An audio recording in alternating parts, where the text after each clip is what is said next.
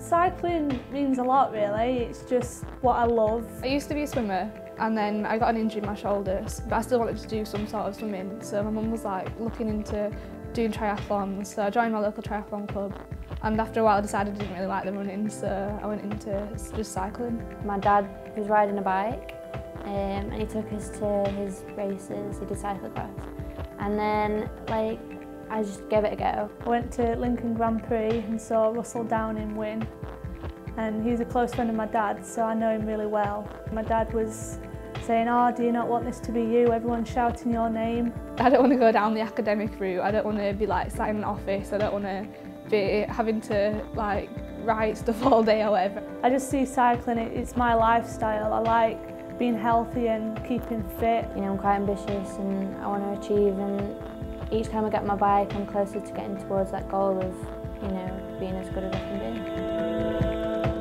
When I first came into cycling, there was not many girls racing. I've only been racing like 3 or 4 years, and even in them races I've seen a massive difference, especially in turnout. You know, we don't enter races and compete against men now, we actually have our own races, and the amount of people, well, women participating in sports improving.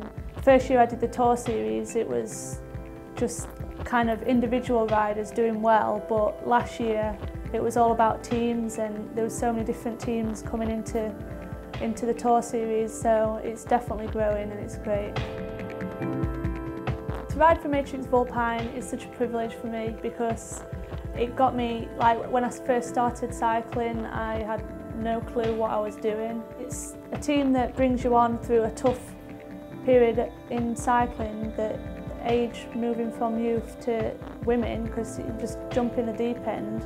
Steph is really influential, like he's got the knowledge, he's got the experience. If you want to go somewhere or you're not sure where you want to be in cycling, you're always there to speak to.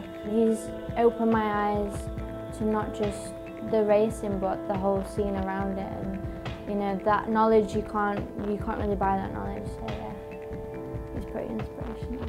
He's alright.